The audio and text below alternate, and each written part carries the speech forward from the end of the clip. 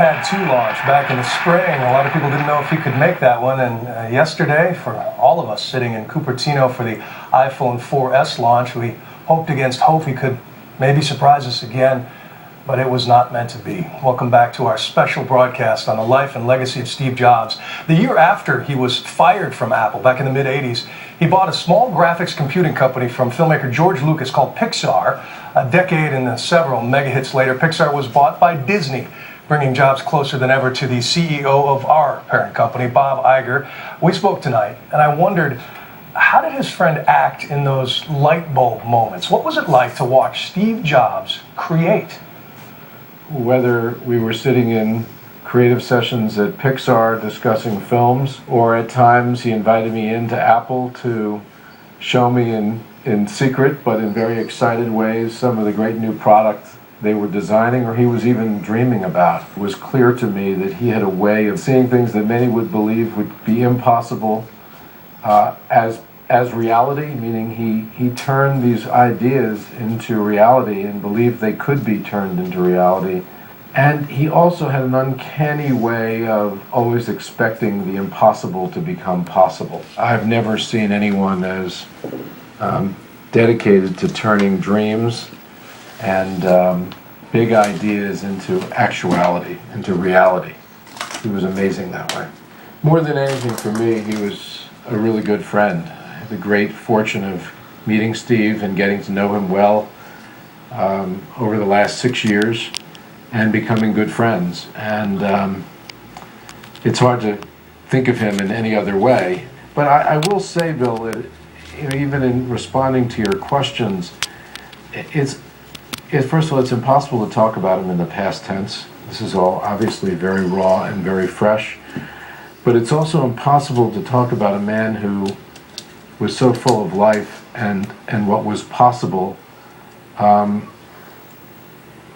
the past. It's hard for me. He also he always could pull rabbits out of hats. You know, that sounds trivial, but turn what many people would consider to be magic into reality. And I actually think that's how he was viewing the last months and the last years of his life. Time and time again, we saw him recover from the impossible in terms of what he was going through medically. So it's hard to imagine that he didn't pull another rabbit out of his hat. He had such an incredible way of connecting people to ideas, to entertainment, to information, of bringing things to life and to people's lives.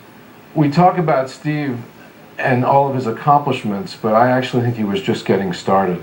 His ideas were so plentiful and so constant, and he was not only youthful, but just at the beginning, as I see it, not nearly close to the end. Yeah, just think of how much more he could have given the world. After dropping out of college and wandering around India for a spell, Steve Jobs came back to Silicon Valley, started hanging out with a hardware genius, 5 years his senior, who went by the name of Woz. Before long, they co-founded a little computer startup in Jobs' bedroom, and the rest, of course, changed the world. Joining us now from Los Gatos, California, the other founding father of Apple, Steve Wozniak. Steve, thanks so much for being with us. Our condolences on the loss of your friend. Hello, thank you for the condolences. It's tough to talk tonight. I wonder what went through your mind when you got the news. I was shocked. You know, you get shocked when people you know die, and this was closer to like when John Lennon died or JFK or Martin Luther King. It's like, you just don't know how you're going to recover, where you're going to go from there. Here, how is the world going to be the same without him? It was that kind. When my father died, he knew it was coming for a long time, and and Steve knew his health wasn't that good, and he would talk about it, and even if I told him, well, we're all gonna die. In other words, you can look at it positively, and his comments about death really means that you had life. that's really valid. But he would say, oh no, he was really still worried of dying. I remember when he left Apple, he was also, somehow he had a premonition in his life that he would die before he hit 40, and he had to accomplish his great things before that. So he exceeded far more than anyone's dreams ever could be. And I hope it's sort of a way that he's looking down on Apple and hoping it, watching to make sure it goes in the right direction from here on, because that was really the center of his life.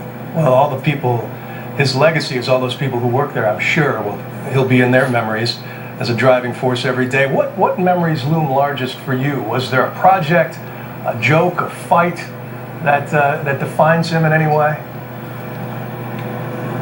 Well, obviously, when we were young and doing the things young people do, and playing pranks and driving to college, I remember one time he got a ticket, and it was in Oregon for going too slow. He was in the fast lane, but he wasn't passing.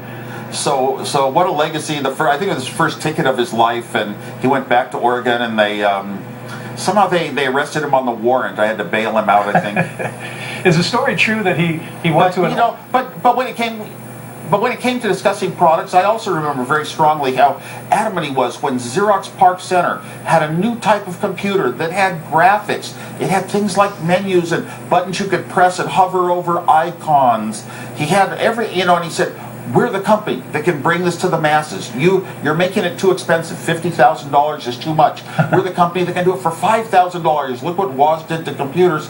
And that was like one of those dreams that it's impossible, as was being described, and nobody could think it was, and yet he really did. And yeah, at first the Macintosh was kind of expensive, didn't go over with the business crowd, got a low market share, but eventually every computer in the world was a Macintosh.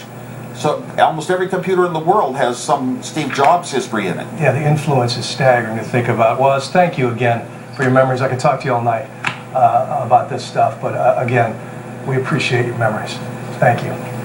Yeah, well, I'm very sorry for his family and also everyone else who will miss him as deeply as I will. Please give everybody in the Valley our best.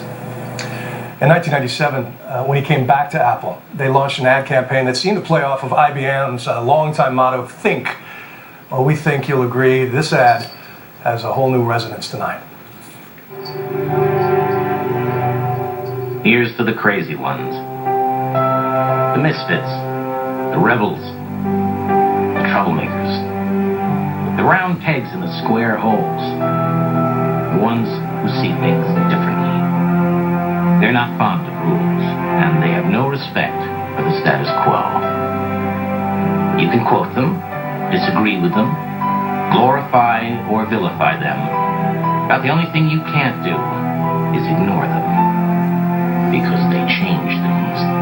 They push the human race forward. And while some may see them as the crazy ones, we see genius. Because the people who are crazy enough to think they can change the world are the ones who do.